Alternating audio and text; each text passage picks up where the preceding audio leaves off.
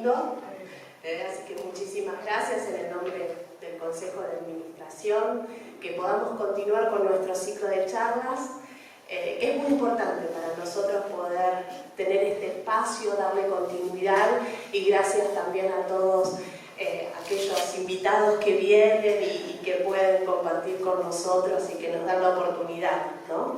Así que gracias también a Telma por estar acá. También les quería comentar que las grabaciones, estas charlas se graban, las pueden ver a través de nuestras redes sociales, a través de nuestra página web, para compartirla, para poder compartirla con amigos, con familiares y revivir el momento, ¿sí? Bueno, vamos a leer rápidamente un currículum de Telma. Tiene una trayectoria de más de 30 años como periodista y analista de política internacional. Trabajó en numerosos medios gráficos como Tiempo Argentino y Clarín. Actualmente colabora con Página 12 y Caras y Caretas. También tuvo un importante desempeño en medios audiovisuales, fue columnista en Radio Nacional y co-conductora en el multipremiado programa Visión 7 Internacional, emitido por la TV Pública. Actualmente conduce Voces del Mundo, programa diario de política internacional que se emite por AM770, Radio Cooperativa, y por Sputnik. Tiene varios libros escritos, los más conocidos son Territorios Vigilados, cómo opera la red de bases militares norteamericanas en Sudamérica. Es el primer libro donde se denuncia con pruebas documentales la militarización de Estados Unidos en nuestro continente. Este libro recibió mención de honor en el 8º Premio Libertador al Pensamiento Crítico 2012 y fue declarado de interés legislativo y recomendada su divulgación en colegios de nivel medio de la provincia de Neuquén, provincia en la que se encuentra una base de Estados Unidos y el yacimiento Vaca Muerta. En 2008 publicó Venezuela y la Revolución y en 2019 su último libro. Todo lo que necesitas saber sobre la Guerra Fría, en el que analiza este periodo histórico fundamental para entender el mundo en que vivimos hoy. Luego de esta charla vamos a abrir el espacio para las preguntas, y para quienes estén interesados también van a ver algunos ejemplares a precios especiales de su último libro, con un precio diferencial a lo que está en las librerías, así que el que quiera también va a poder adquirirlo, ¿sí? Así que bueno, muchas gracias, Telma.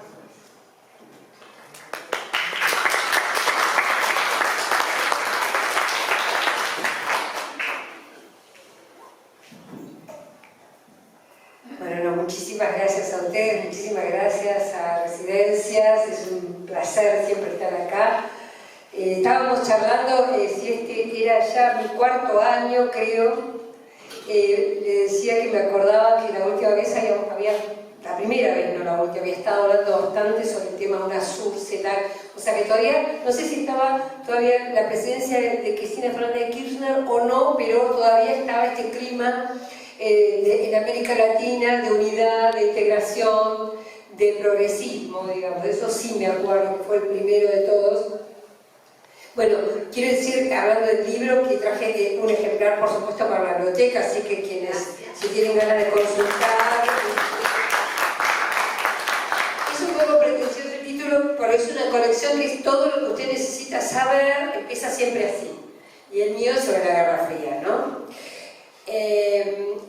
Y decía que el último año, el año pasado, que vine, me tocó en enero la charla, y recuerdo que fue justamente hacía muy pocos días que Juan Guaidó se había autoproclamado presidente de Venezuela, y recuerdo que el mismo día que daba la charla yo, John Bolton, que en aquel momento era secretario de Seguridad de Estados Unidos,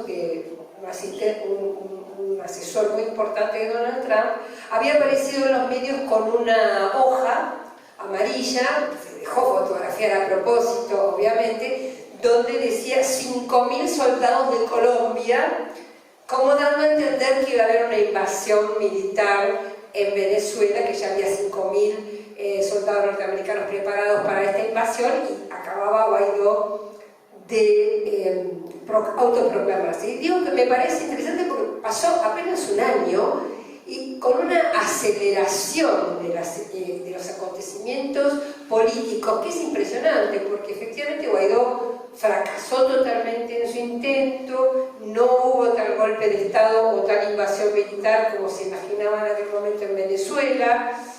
John Bolton ya no es más asesor de Clinton, es más,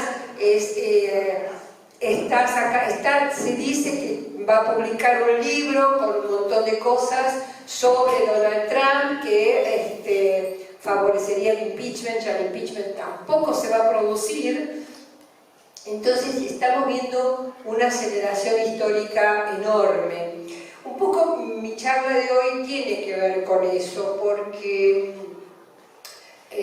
justamente por mi trabajo cotidiano con la política internacional, con los acontecimientos mundiales, lo que yo estoy percibiendo, bueno, no solo yo, sino muchos analistas políticos, es nuevas reglas, unas nuevas caracterizaciones del mundo en el que estamos viviendo, que son incipientes, por lo tanto no se pueden tomar como definitivas. Esto yo lo quiero acentuar mucho, pero sí me interesa empezar a darle, digamos, contar algunas o transmitir algunas de estas características, porque una vez que se comentan, ustedes pueden tener nuevas lecturas respecto de los acontecimientos, de lo que va sucediendo, ¿no? Y voy a empezar un poquito para atrás,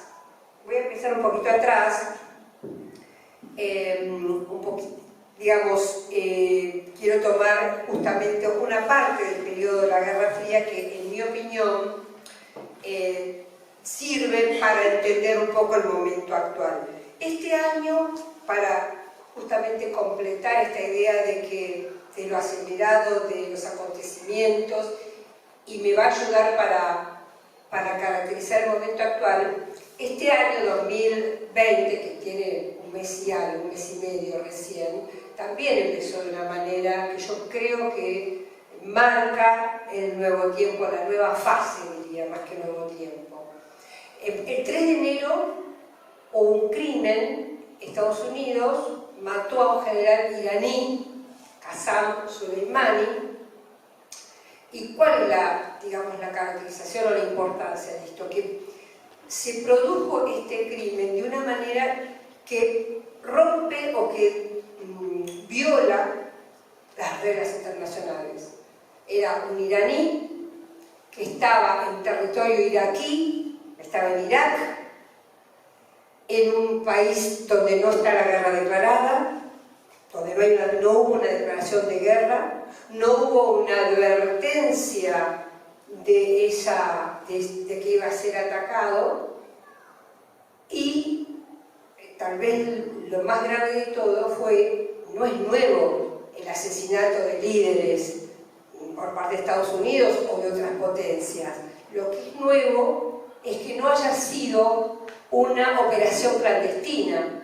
En otras ocasiones, con otros crímenes, se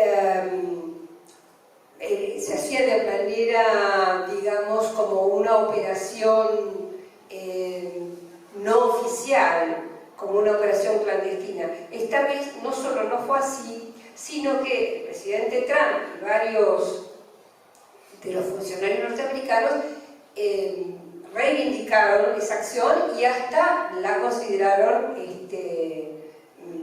digamos, como exitosa.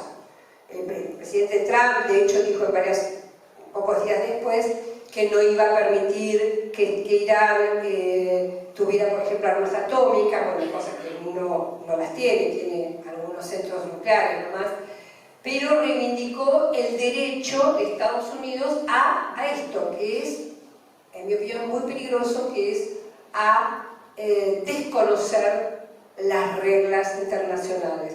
Casi podríamos decir que actuó y está actuando Estados Unidos de una manera que podríamos decir patota, ¿no?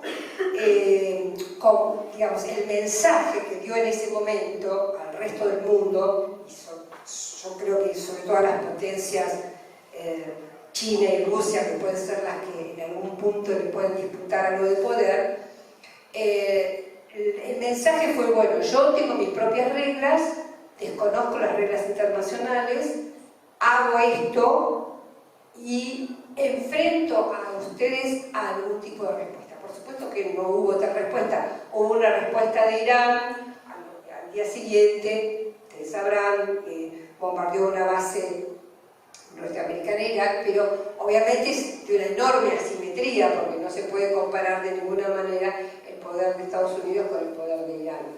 Digamos que puede ser que la respuesta iraní fue mínima, ¿no? Entonces, en este momento en que nos encontramos, yo lo ejemplifico para, de alguna manera, entender de qué se trata, como si estuviéramos como en un partido de fútbol, ¿no? O sea, un partido de fútbol que está en el segundo tiempo, en el minuto 20 del segundo tiempo. Digo, si ustedes me preguntaran cómo va a terminar este partido, yo no lo puedo decir.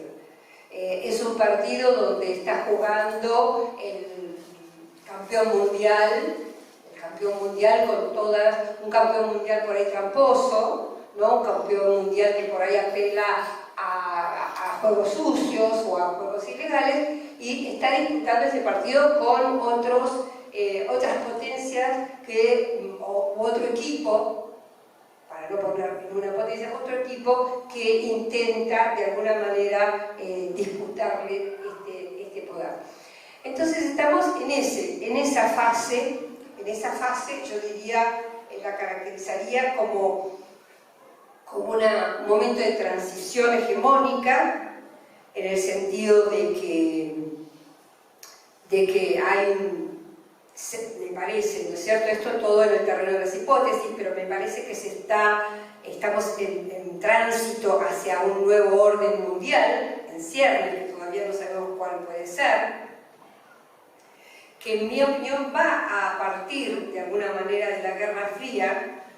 Hubo luego un breve, yo voy a describir un poco más en detalle esto, hubo después un breve periodo de unipolaridad, que fue cuando cayó la Unión Soviética, prácticamente hasta el 11 de septiembre, un poquito más. Podríamos decir que hubo un breve momento, unos 10 años, de unipolaridad hegemónica, donde había una sola potencia que dominaba, y hoy estamos en un momento de plena crisis hegemónica global, ¿no? Donde hay un derrumbe de aquel orden mundial de la Guerra Fría, ahora vamos a ver por qué, y bueno, y se está jugando este escenario que no sabemos bien cómo se va a definir.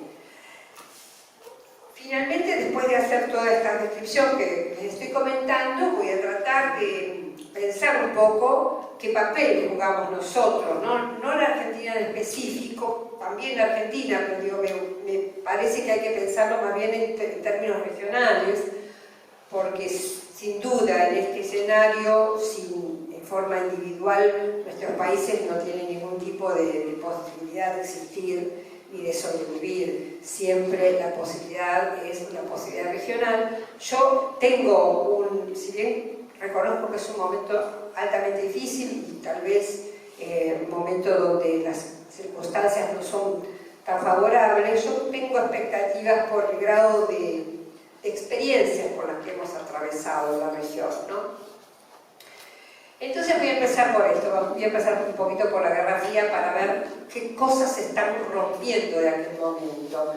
Bueno, como ustedes saben, la Guerra Fría es lo más conocido, era un mundo bipolar, donde había una Unión Soviética que quedó destruida después de la guerra, pero que tenía una gran ventaja a nivel del sentido común o de la ideología, porque era un mundo aquel, estamos hablando del siglo pasado, de los años 50, 60, donde había expectativas de un mundo diferente.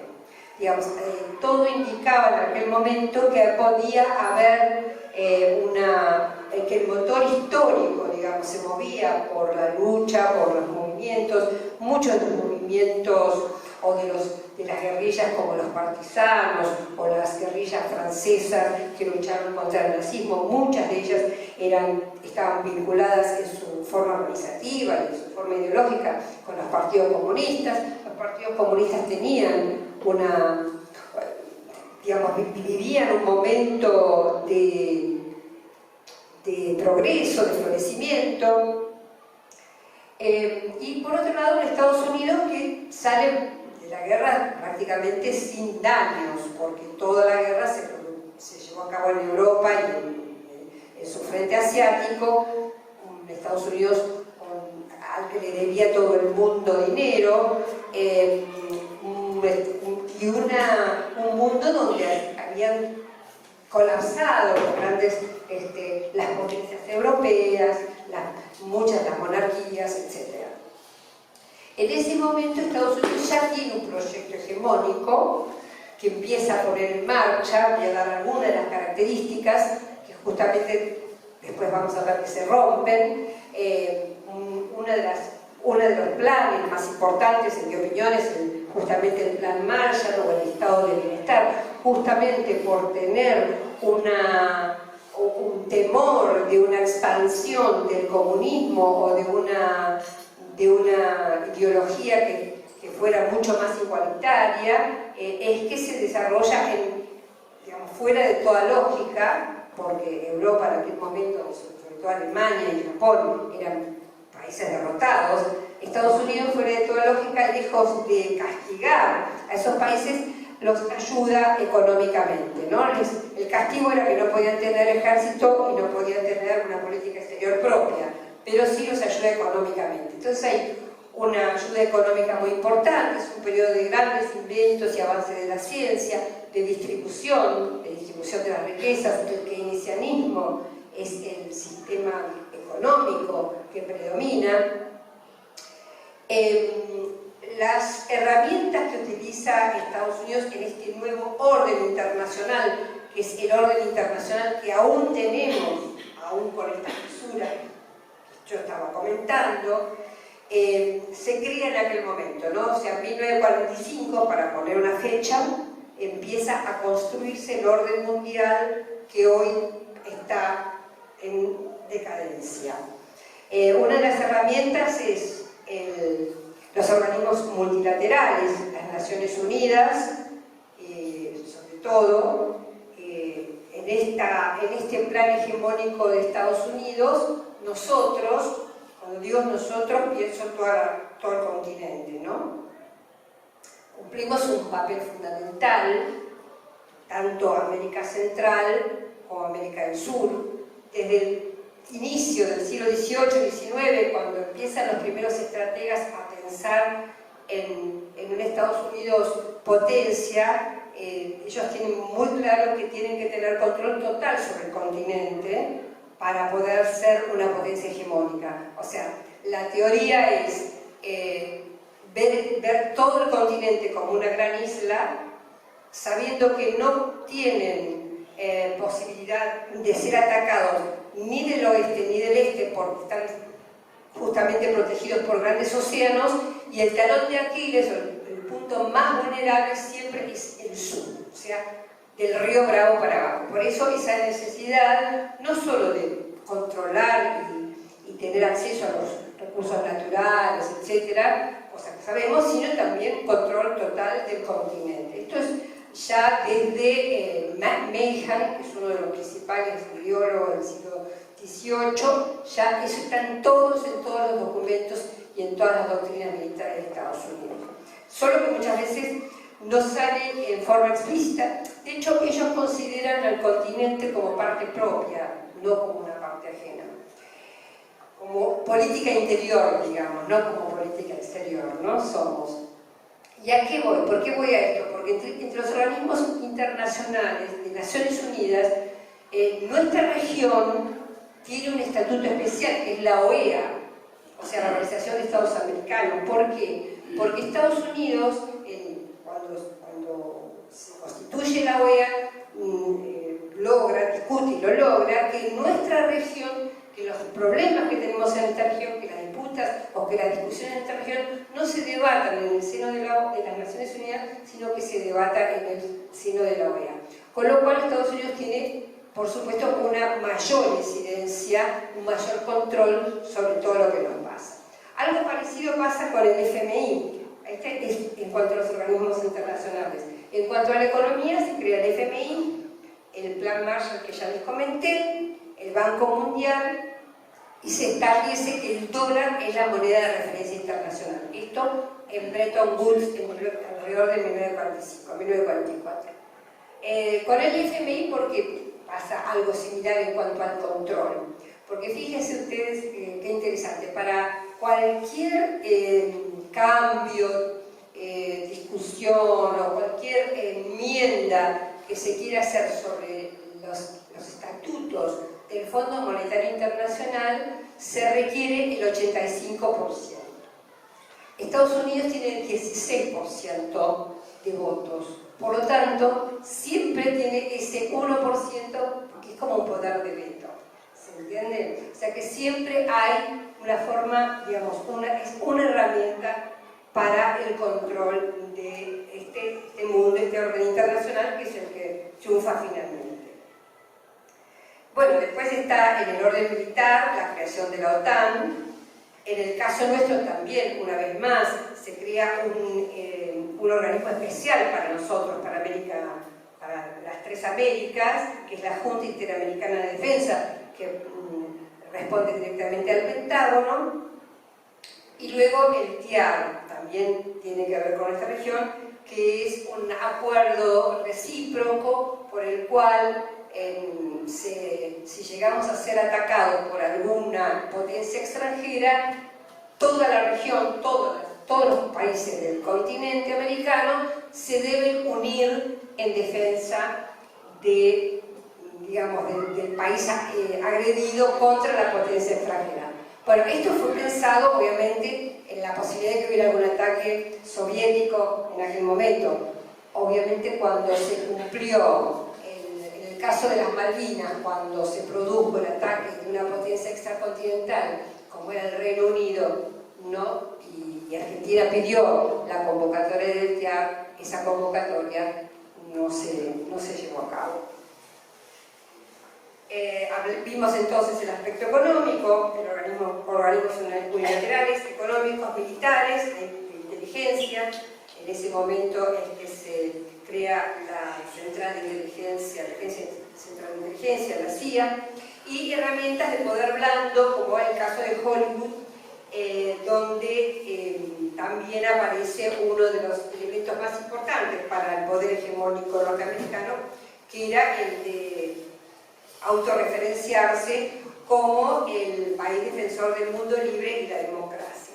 Esto es interesante, hoy lo vemos, después de la caída de la Unión Soviética, etcétera, etcétera, porque efectivamente una vez que desapareció ese enemigo soviético, en realidad no fue un defensor de la democracia y del mundo libre, sino que, al contrario, ¿no? Expandió su poder en el resto del mundo.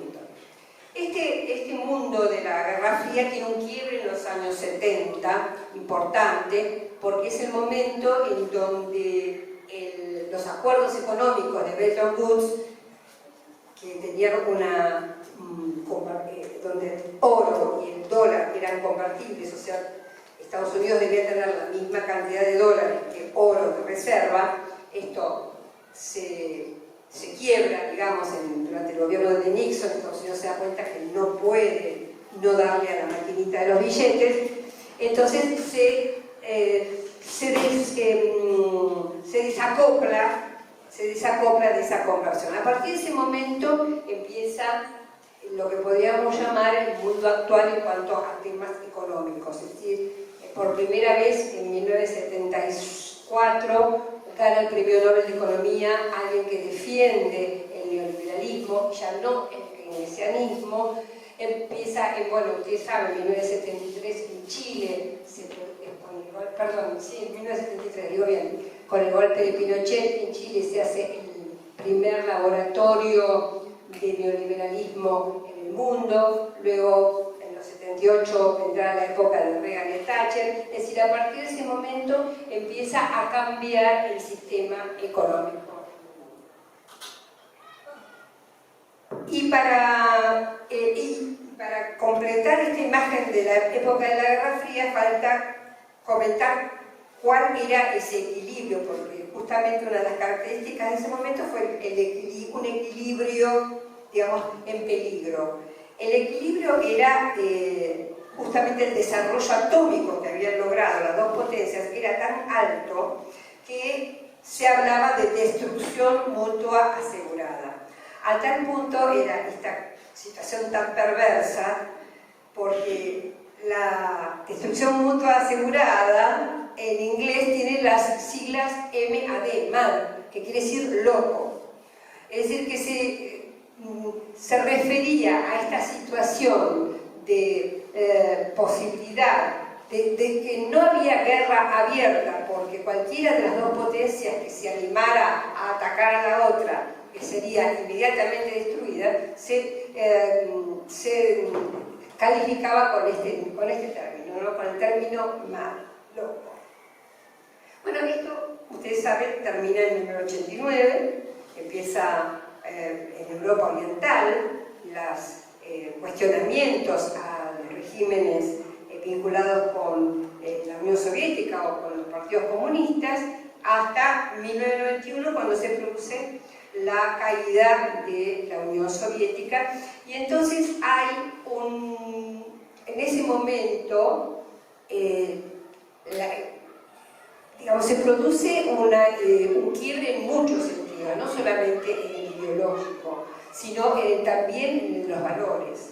¿Por qué? Porque a partir de ese momento hay una muy fuerte transformación de los valores. Por lo pronto se hablaba en aquel momento del fin de se hablaba incluso del fin de la historia. Ustedes recordarán a Fukuyama, que hablaba de este supuesto fin de la historia en el sentido de que ya no iba a haber formas o alternativas políticas diferentes a la del capitalismo. Algo que todavía no sabemos, por supuesto, por el momento parece que fuera así. Era el fin de las utopías, ¿no? El fin de la idea de la historia o de la lucha como motor de la historia. Se hablaba, por supuesto, del triunfo del capitalismo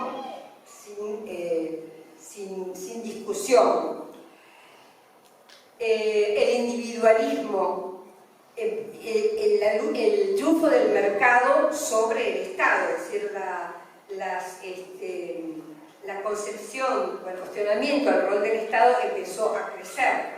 A las políticas sociales, entre otras, a los más carenciados, cuestionamientos a las jubilaciones, a la distribución de la renta.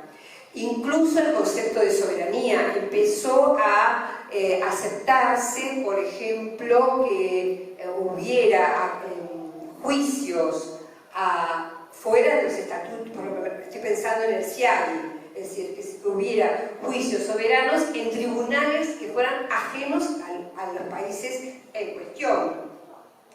Y sobre todo una crisis de los partidos de izquierda o a los organismos de izquierda. Estoy pensando en el triunfo de lo que se llamó en aquel momento la tercera vía, con Tony Blair, uno de los casos más conocidos, donde aquellos partidos que históricamente, como el Partido Socialista Obrero Español o como el Partido Laborista en el Reino Unido, que históricamente habían adoptado algunas ideas de izquierda o de progresistas, estaban totalmente asociados o adaptados a este nuevo sistema de economía de mercado.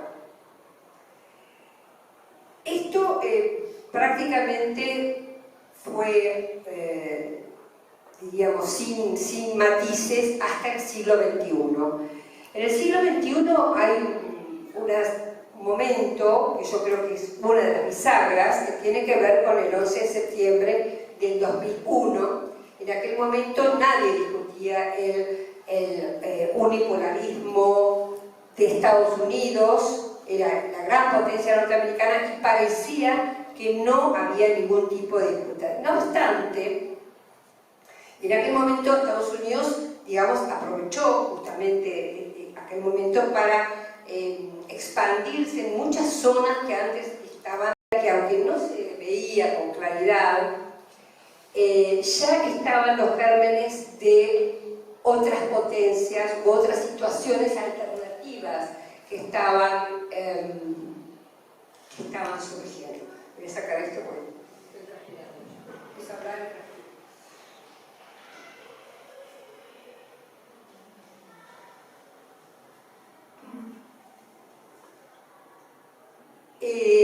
En ese momento, no, por ejemplo, una de las situaciones locales que no eran visibles, pero que se hicieron visibles a lo largo del siglo XXI, era el triunfo de Hugo Chávez en Venezuela, o sea, que ganó en 1999, pero nadie en el año 1999, y mucho menos en el 11 de septiembre, había conciencia o había elementos como para poder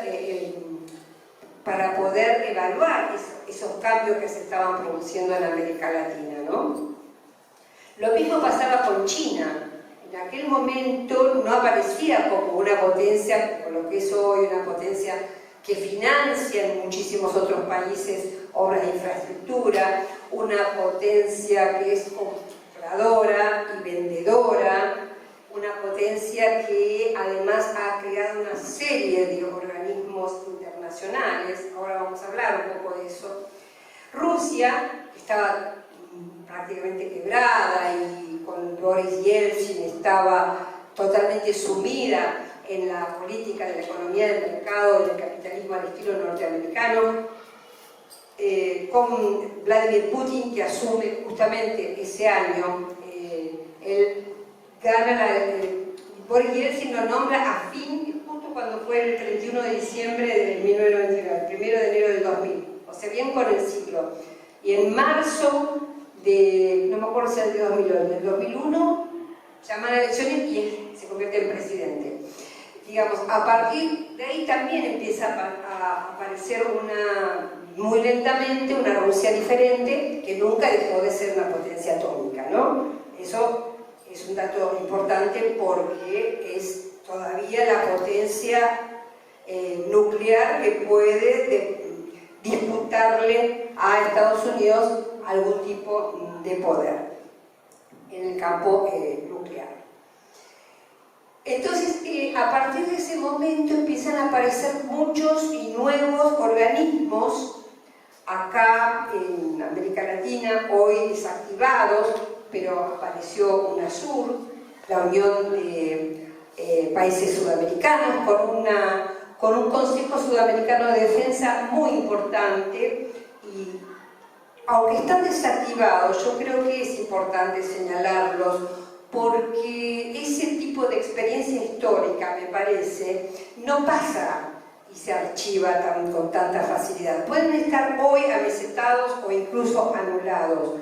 Pero, por ejemplo, el Consejo Sudamericano de Defensa, que era parte de UNASUR, fue una experiencia que los ministros de Defensa nunca habían pasado. Hasta hacía pocos años, Argentina y Brasil eran países enemigos militarmente. O sea, la hipótesis de conflicto de Argentina era que Brasil iba a invadir. Y la hipótesis de conflicto para los ministros de Defensa de Brasil era que la Argentina la iba a invadir o a atacar o lo que fuera. Con el Consejo Sudamericano de Defensa no solo desactivaron esa idea de que teníamos como enemigo al vecino, sino que había reuniones de ministros de Defensa donde no aparecía el Pentágono, había reuniones donde se contaban los elementos militares que contaba cada país, hacían ejercicios militares conjuntos, cosas que nunca se habían hecho, porque los ejercicios militares conjuntos siempre los determina Estados Unidos. Yo me acuerdo que le hice, para el libro de Territorio Vigilado, le hice una entrevista a la ministra Garret, que era en aquel momento ministro de Defensa, y fui al edificio Libertador, donde estaba ella como ministra, y me acuerdo que me contó, me dice, mira, te vamos a mostrar algo, ¿ves esa habitación, una habitación así como esta? Se veía de afuera, acá está la oficina del Pentágono. O sea, todos los ministerios de defensa de la región tenían interiormente una oficina, que era la oficina del Pentágono, donde ella me contaba, estaba la bandera norteamericana al lado de adentro, obviamente, y el cuadro del presidente en cuestión también del lado de adentro. No había una provocación tan grande, pero bueno, de hecho existía. Como en el Banco Central también existía la oficina del FMI, ¿no? Bueno, estas experiencias, digo yo, de UNASUR, de CELAC, del Petrocaribe, del ALBA, tengo la impresión que son propuestas que han sembrado, que han dejado su siembra. Quiero creer que han dejado su siembra. Podrá ser que sí o podrá ser que no, pero no creo que pasen totalmente sin dejar algún tipo de enseñanza o de práctica histórica. Y también en el plano internacional sucedió, y esto tiene que ver con lo que está pasando hoy, en cuanto a los organismos. Los BRICS, que es una organización de Brasil, Rusia, India, China y Sudáfrica, está desactivado. De hecho, con el triunfo de Bolsonaro en Brasil, por ejemplo, se ha desactivado muchísimo. Obviamente Estados Unidos es uno de los más interesados en que se desactive ese tipo de organismos, pero no otros organismos más asiáticos, donde está China, donde está India, donde está Rusia. Por ejemplo, la Organización para la Cooperación de Shanghái, que tiene no solo acuerdos económicos y financieros, sino también acuerdos militares, y que incluso, yo creo que no, pero se habla de que podría ser como una alternativa a la OTAN en Asia. Hay un banco de infraestructura y desarrollo asiático también, que también se pregunta, se podría plantear como un contrapeso del FMI. Es un banco de préstamo para infraestructuras, para desarrollo, en el que, motorizado por China, el que es tan interesante o tan importante que, por ejemplo, el Reino Unido y Francia han pedido ingresar. Digo Reino Unido y Francia porque son aliados de Estados Unidos, ¿no? Entonces, estamos evidentemente ante un cambio en la correlación de fuerzas en el mundo. Y ahora ya volviendo al momento actual, Trump en el año 2017 sin duda le imprimió un giro inesperado al mundo.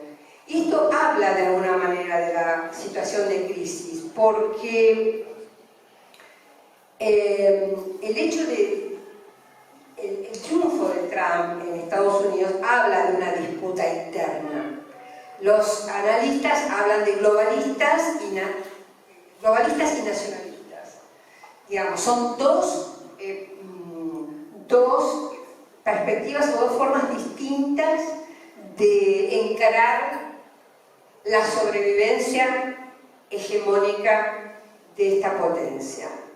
Unos creen que es de una manera, otros creen que es de otra. Bueno, el triunfo de Trump en el año 2007 fue el triunfo de los nacionalistas y de alguna manera, digamos, deshizo o descartó gran parte de las políticas que venían llevando a cabo hasta ahora los demócratas, bueno, de alguna manera el gobierno de Obama. Por un lado, deshizo el acuerdo con respecto a Cuba, por ejemplo, o el acuerdo con Irán, el acuerdo nuclear con Irán. Otra característica que tiene esta etapa, este tipo de gobierno norteamericano, es de alguna manera el ninguneo a estas organizaciones internacionales que yo decía que venían de la época de la Guerra Fría. Por ejemplo, Donald Trump ha hecho muchas manifestaciones ostentosas y claras de desprecio, de ninguneo, digamos, con respecto a la OTAN, reclamando a los países europeos que paguen más. Ha hecho desprecios claros y ostensibles a las reuniones del Grupo de los Siete, el G7, que era una de las instituciones mundiales donde tenía peso Estados Unidos y las otras potencias para la incidencia hegemónica. Fue uno de los impulsores del Brexit, o sea, de la separación del Reino Unido en la Unión Europea. También ha, de alguna manera, desprestigiado o le ha dado un lugar secundario a las decisiones de Naciones Unidas. Y finalmente, esto es lo que me parece más peligroso y más preocupante y que se debería analizar, la naturalización de lo que yo comentaba al principio de la charla, del atropello, ¿no? O sea, la naturalización de la violación de las reglas internacionales, la naturalización del hacer de la omnipotencia o de la del hacer en forma unilateral lo que se le da la gana. Por ejemplo, cuando promueve mudar la embajada norteamericana a Jerusalén, siendo Jerusalén, por decisión de Naciones Unidas, una capital internacional, en donde no hay derecho de que Israel ocupe un lugar especial. De hecho, el llamado Acuerdo del Siglo, que hace poco promovió, lo mismo. O sea, no tiene en cuenta ningún tipo de acuerdo o de resolución de Naciones Unidas anterior. Otra, por ejemplo, vinculada también con esa zona, las alturas del Golán, que es un territorio en disputa porque pertenecía a Siria.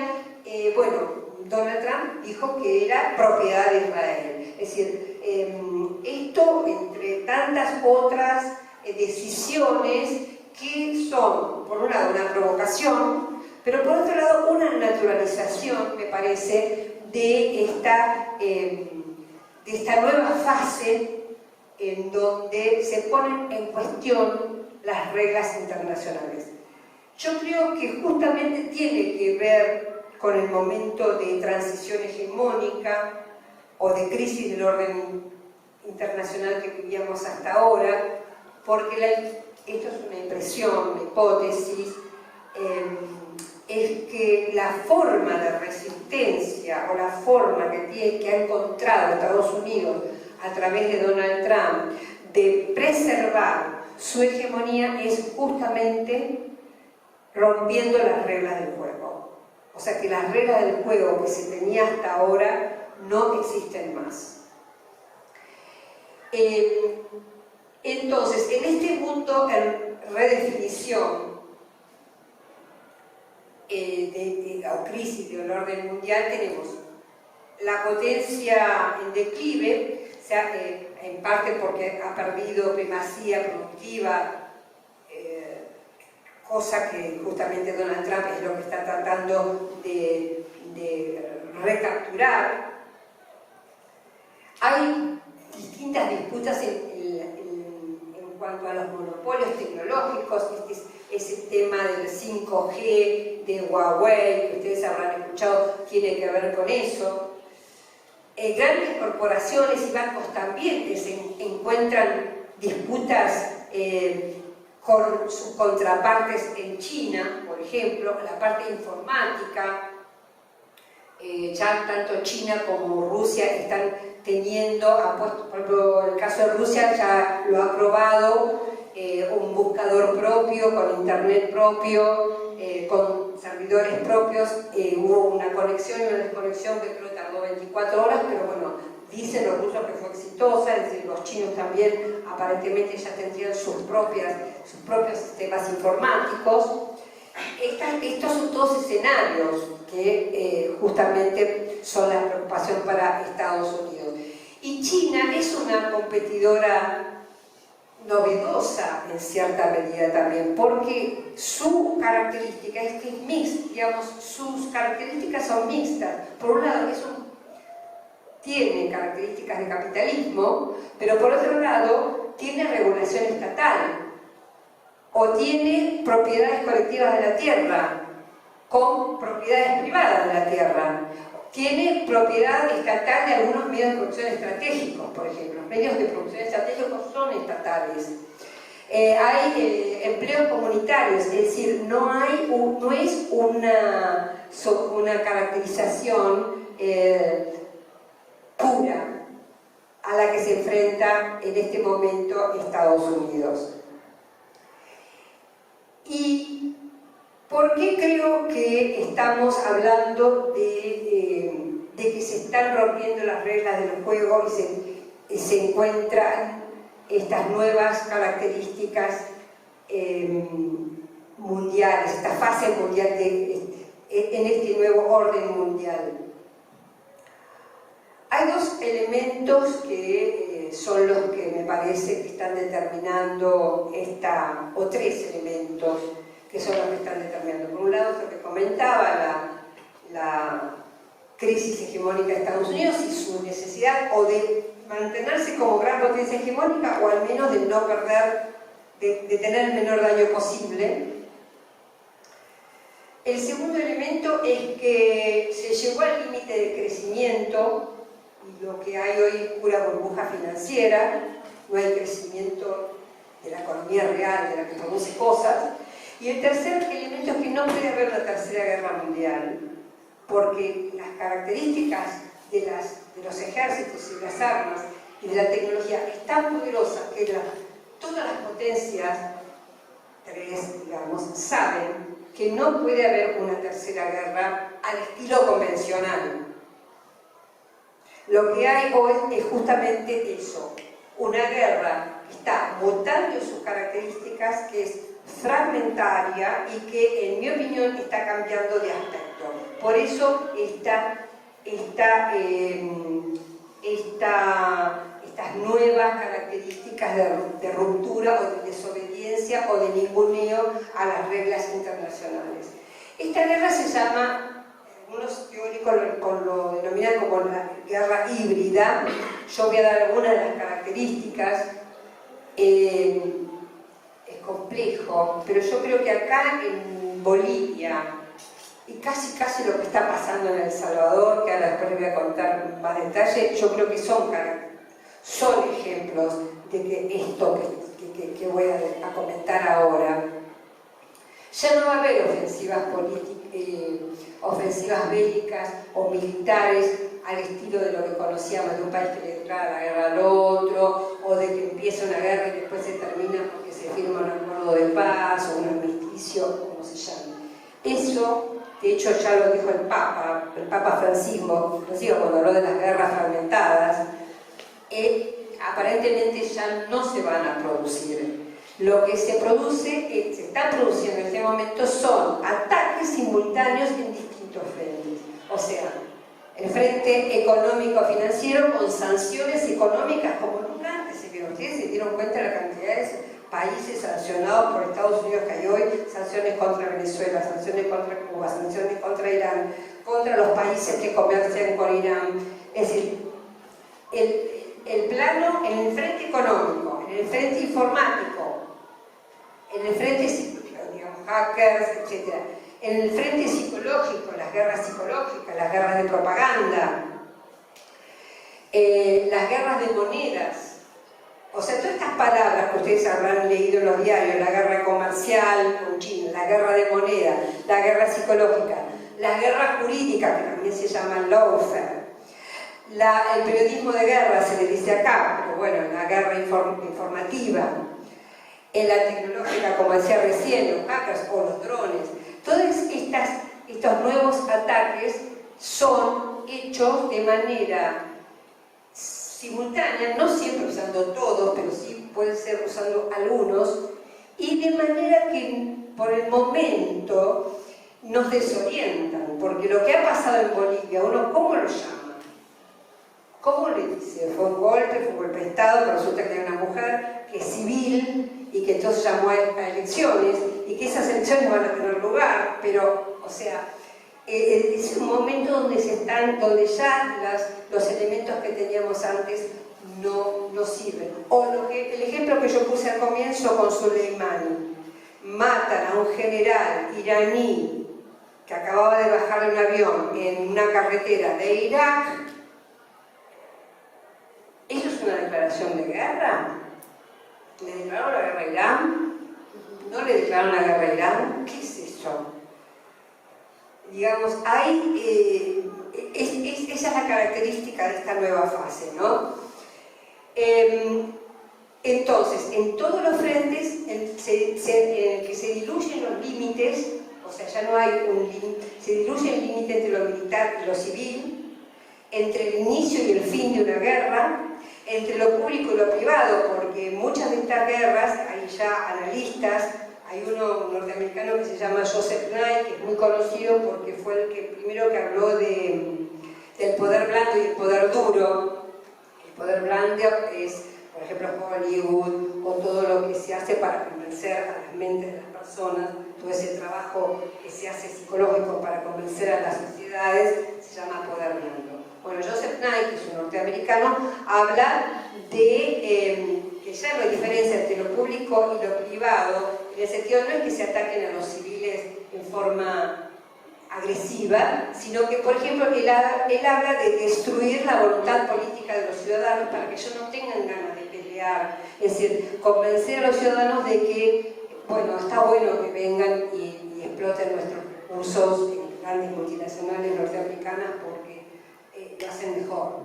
Bueno, buscando un ejemplo por ahí burdo, pero se trata de destruir la voluntad política o incluso la voluntad de defenderse. Yo pensaba en el Amazonas, por ejemplo, este avance de Bolsonaro en lotear el Amazonas, en permitir el desmonte, que es un atentado contra nosotros mismos, porque obviamente la salud del resto de la región y quizás el resto del planeta va a sufrir si es desmontado el Amazonas y si es loteado el Amazonas. Sin embargo, la voluntad de defender eso no aparece, ¿no? No aparece una manifestación global diciendo no al Amazonas. Aparecen grupos psicológicos que pelean, pero no hay una reacción a eso. Entonces esa es la característica de estas nuevas guerras, digamos, estos nuevos ataques. Entonces se diluyen los límites, son simultáneas en todos los frentes. Y por último, esto lo caracteriza un autor chino que lo llama la guerra irrestricta, en el sentido de esto que decíamos recién, que no hay reglas, ¿no? El principio central es que no hay reglas, que se usan todo tipo de herramientas, todo tipo de acción, todo tipo de frente, pero dice él de un modo sutil, lento, pero sistemático. Y en ese sentido, yo pensaba un poco, bueno, ahora venir acá, a la región, tal vez parece un escenario muy catastrófico, simplemente es algo de lo que está pasando, y no es obviamente unívoco en el sentido de que esto no tiene respuesta, muy por el contrario. Por ejemplo, podemos tomar el caso de Bolivia, en donde efectivamente ha habido un ataque en todos los frentes, ¿no? En el frente electoral, en el frente hubo grupos ultraderechistas, fascistas, que atacaban a grupos de mujeres que les llaman mujeres con polleras, las collas. Hubo amenazas a los funcionarios de Evo que le decían que si no renunciaba le mataban algún pariente. Hubo, por supuesto, la prensa, ¿no? Cerraron varios canales, los diarios, es decir, hubo un ataque en varios frentes, pero hubo una resistencia impresionante, sigue habiéndola. Entonces, esto, digamos, me parece que en nuestra región, que contamos esas ventajas, algo que es ventaja y desventaja simultáneamente. En nuestra riqueza en recursos naturales, que es una ventaja y una desventaja al mismo tiempo, me parecen los liderazgos porque de hecho Lula sigue vigente, aún con todas las limitaciones del lawfare, de las persecuciones políticas, los líderes que intentaron otras variantes más soberanas y más integradas están actuando, están accionando, están moviéndose, algunos en el exilio, como algunos mexicanos están en México, o los bolivianos están en Argentina. La experiencia histórica que me parece que ha dejado un gran aprendizaje. Hoy leía que Álvaro García Linera va a dictar clases en la Universidad de San Martín, en la USAM. Digo, me parece que hay una gran riqueza en todo sentido, ¿no? En cuanto a la resistencia popular, en cuanto a los liderazgos y en cuanto a las experiencias. Finalmente, bueno, nada, creo que efectivamente estamos en un momento de disputa de modelos. Podemos decir, yo voy a decir un poco, digamos, esquemáticamente, ¿no? Como el modelo del mercado y el modelo del Estado, que pareciera que es lo que está detrás de todo esto, y sobre todo me parece la conciencia de varios líderes mundiales de que la situación requiere de un equilibrio. Digo, China no hace normalmente declaraciones respecto de estos temas ideológicos, Vladimir Putin sí las hace, India sí las hace, también el presidente Erdogan de Turquía las hace, pero me parece que hay cada vez más actores, digo, no sabemos todavía cómo va a concluir ni de qué manera, pero sí cada vez más actores que están preocupados por la situación internacional y que tienden a pensar que el multilateralismo es por ahí la salida más sana para este momento histórico en que estamos, como decía al principio, en transición. Bueno, muchísimas gracias y a los que habían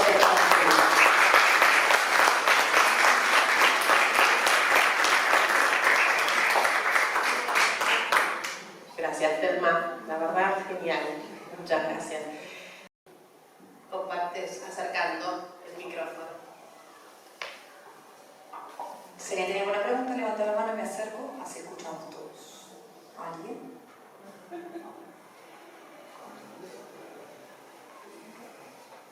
Hola, Telma, buenas noches, ¿cómo estás? A mí me parece, vos decías que ahora es más explícita la actitud de Estados Unidos de que no les importa nada y cuando tiene que intervenir, interviene, cuando antes lo hacía con otra metodología. Ahora, ¿eso no es una demostración de que están perdiendo terreno? Entonces, hacen lo que tengan que hacer de cualquier manera, porque África la están perdiendo, tienen problemas en distintos sectores, con China, tienen ahí una competencia comercial que yo creo que el tiempo le va a dar la razón a China, pero bueno, es un problema de desarrollo. Ahora, yo creo que Estados Unidos está como temeroso de perder, porque lo único que le va quedando es el poderío militar. No sé, ¿alguna reflexión tuya? Sí, de alguna manera es como estás explicando, la pérdida justamente, o la declinación de esta situación de hegemonía que estaba yo comentando es lo que verdaderamente preocupa. Hay voy a citar un par de autores muy famosos de Estados Unidos, uno es Brzezinski, dos cerebros, ¿no? Dos grandes pensadores, dos grandes estrategas, uno es Kissinger y el otro es Brzezinski. Brzezinski ya murió, Kissinger no, Kissinger tiene 96 años. Brzezinski decía en sus estudios estratégicos que la peor pesadilla que podía haber para Estados Unidos era la alianza entre Rusia, China e Irán. Ese era el triángulo de la muerte, digamos, ¿no?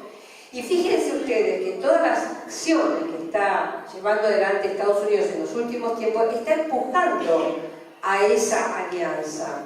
Porque China y Rusia nunca fueron aliados, al contrario, fueron países que se desconfiaron, yo creo que aún se siguen desconfiando, pero se desconfiaron enormemente. Y fíjense ustedes a qué punto se está llegando que Rusia vendió armas a China con transferencia tecnológica, lo cual es algo absolutamente impensado en el pasado.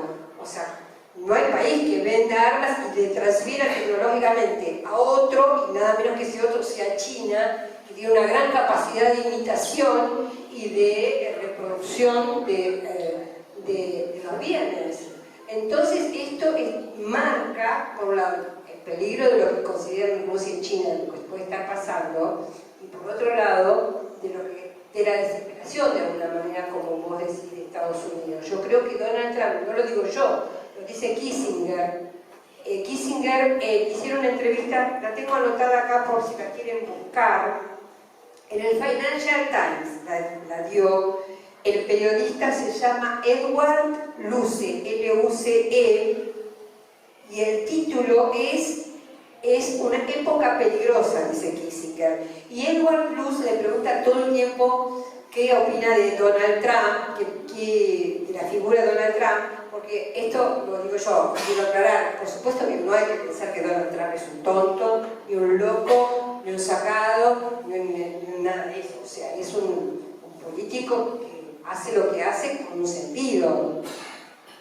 Justamente, lo que yo estoy tratando de decir es que ese sentido que le está dando es la falta de reglas. Por eso aparece haciendo cosas que parecen disparatadas. No es que se parecen disparatadas, es que se están rompiendo las reglas. Bueno, lo que dice Kissinger es, a ver, yo lo tengo acá, lo voy a leer.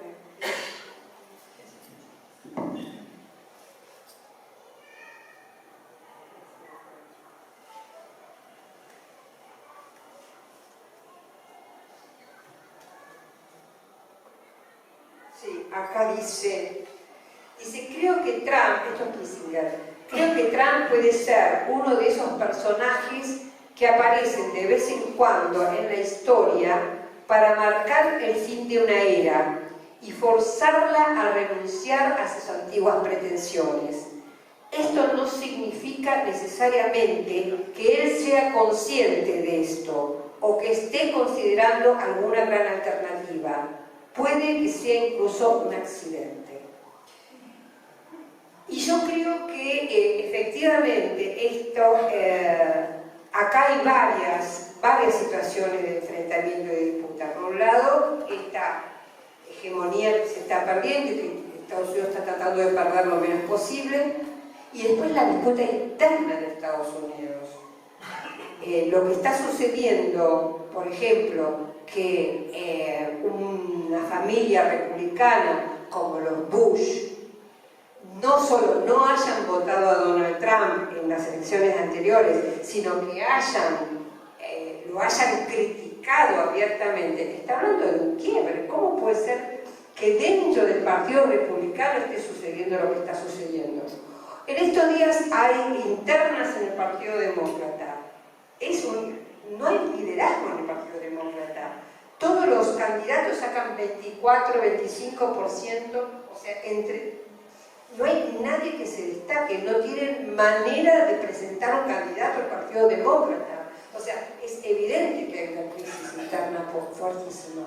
Más allá de la crisis vinculada con esto que hablaba antes, ¿no? De la producción, de la producción interna y de mucha situación de pobreza interna en Estados Unidos.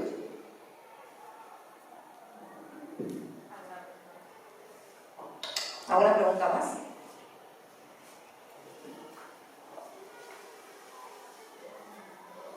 Buenas noches. ¿Se sabe por qué estaba Soleimán en Irak, un territorio bajo dominio norteamericano? Mirá, sí, el presidente de Irak denunció que Estados Unidos y Arabia Saudita les habían solicitado la presencia de Soleimán para una reunión para llegar a algún tipo de conversación de paz o algún tipo de arreglo. Esto lo dijo el presidente iraquí, después no trascendió más nada de eso, pero bueno, aparentemente fue una trampa, o sea, se lo invitó para hablar de un acuerdo de paz, que se aprovechó, por eso se sabía el momento exacto en el que estaba bajando, etc., ¿no? Y en torno a eso, y para asociarlo con la pregunta anterior, estaba pensando otro rasgo de disputa interna en Estados Unidos, dos cosas. Una, Donald Trump, cuando justifica por qué mata a Soleimán, dice que sabían que iba a haber un ataque a embajadas norteamericanas. Y al otro día sale el jefe del Pentágono y dice: yo no estoy enterado de ningún tipo de información de ataques de embajadas norteamericanas. O sea, contradijo al presidente de la nación al día siguiente. Entonces, ese tipo de, digamos, de situaciones están hablando realmente de una situación de crisis importante interna. De todas maneras, hay ya prácticamente se puede decir, después del impeachment fracasado, digamos, y de que los republicanos cerraron filas para que no se hiciera un juicio político al presidente Donald Trump, ya prácticamente se sabe que el presidente Donald Trump va a ganar las elecciones de noviembre de este año, o sea que hay 4 años más de Donald Trump hasta, si el 2021 sume, o sea, hasta el 2025, ¿no?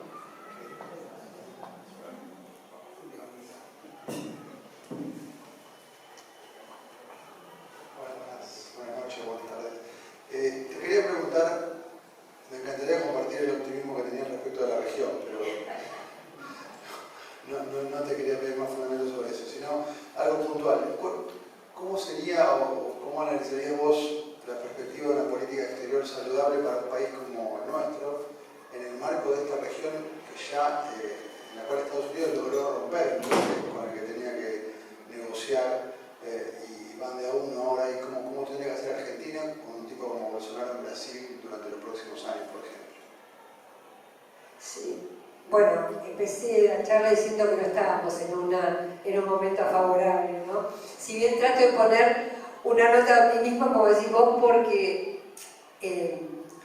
no solo porque estamos en vacaciones y no quiero estropear las vacaciones con este mundo tan complicado como el que tenemos, pero fuera de broma, creo realmente que es de un dinamismo todo tan... Por eso empecé también comentando que el año pasado prácticamente uno no daba 2 pesos porque Nicolás Maduro estuviera algunos meses más en Venezuela. Y no solo estuvo un año más, sino que Juan Guaidó, que parecía que era el campeón de América, está totalmente desacreditado, en fin, no prosperó ni siquiera el festival que hicieron en Colombia, o sea, una cantidad de cosas que fueron fracaso tras fracaso, organizadas por Estados Unidos. No es que la organizó un bolichero, o sea, fueron organizadas por personas como John Bolton, que son personas con altísimas, bueno, mucho dinero y con mucha experiencia. Por eso digo que es tan dinámico, ¿no?, la situación en la que estamos. Ahora, una política externa argentina, estamos en dificultades, ciertamente, porque, bueno, por lo que ya sabemos, por el entorno regional, evidentemente vuelvo a Bolivia, ese golpe prácticamente semana después de que ganara Alberto Fernández, me parece que no fue en absoluto casual, era el país que, digamos, junto con Argentina, que podía traccionar algún tipo de cambio en un momento donde hay importantísimos movimientos en Chile y en Colombia, que son muy importantes, porque Colombia es un país anestesiado, ha sido un país anestesiado, ya no es más un país anestesiado. Es un país que estuvo prácticamente desde 1948 en guerra civil, es el país que más desplazados tiene de América Latina, dicho por la ACNUR, es el país que tiene más muertos. En lo que va del año 2020 ha habido, creo que más de 100 líderes sociales que han asesinado. Los paramilitares, el gobierno, no la guerrilla en este caso.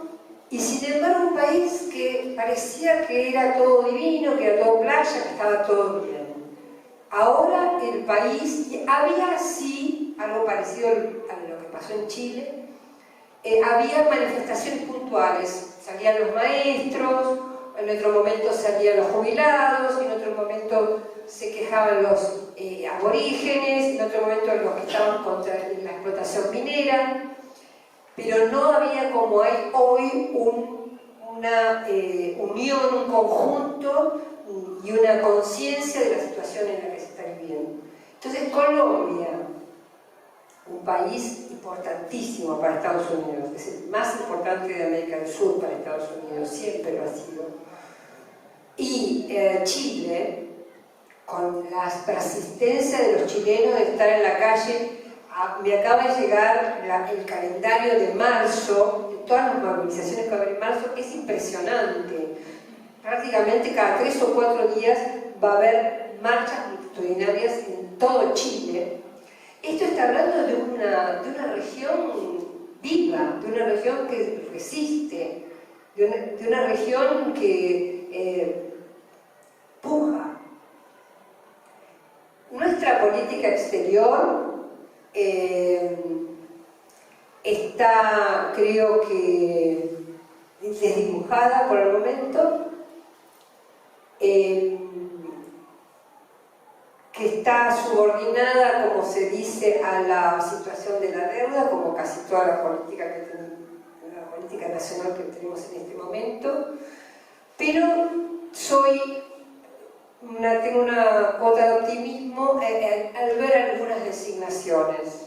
Por ejemplo, a la designación de Carlos Raimundi en la OEA, y en un momento en donde se va a elegir en abril un nuevo secretario general de la OEA, que esperemos que no sea Almagro, aunque todo indicaría que sí. Una designación como la de Alicia Castro en Moscú, en Rusia, donde Rusia está cumpliendo un papel muy importante en la región, algo que también es totalmente novedoso, porque esta región fue siempre zona de influencia norteamericana y las otras potencias respetaban eso. Bueno, estas partes de Estados Unidos no se metían en esta región, digo en la época de la Guerra Fría, muy eventualmente podían ser con Cuba, pero... Sin embargo, hoy día hay una presencia china muy fuerte y una presencia rusa también fuerte, o sea que hay una situación de movimiento importante. Tomada en México. Me parece que es muy importante el papel que puede cumplir México, también con muchas dificultades, muy lentamente, como el caso nuestro, con la bota arriba de la cabeza, sin gran maniobrabilidad. Pero me parece que son señales que si en esta situación tan cambiante, en esta historia tan cambiante, hay puestas fichas como preparando para si algo sucede. No es favorable. Bueno, hoy Felipe Solá se reunió con Bolsonaro, hoy o ayer. Hay cierta distensión aparente de Brasil, pero son parte de este mismo escenario que yo trataba de contar al principio. Son anomalías. Bolsonaro es una anomalía en Brasil, porque por supuesto que es racista, como hay racistas acá en Argentina, pero esto es una anomalía total. Entonces eso, creo yo, no puede durar, como me parece no duró el macrismo, más de 4 años, porque son situaciones que no cuajan en el momento histórico en el que se está viviendo. No cuajan en un momento donde hay una parte de la población que sufre pérdidas importantes, donde hay riesgos. Creo que bueno, no sé si contesté tu pregunta, pero para resumir, sí creo que es un momento de gran dificultad para nuestra política exterior y de ser deseable, una utopía obviamente vinculada con la integración más allá de las ideologías. Creo que nosotros deberíamos hacer como aprendió Europa, a tener una integración que no interese si es un partido conservador, si es un partido de izquierda, si es un partido de centro o qué. Lo importante es la integración, no importa el tipo de gobierno que tengamos. Eso creo que todavía nosotros tenemos bastante camino para recorrer.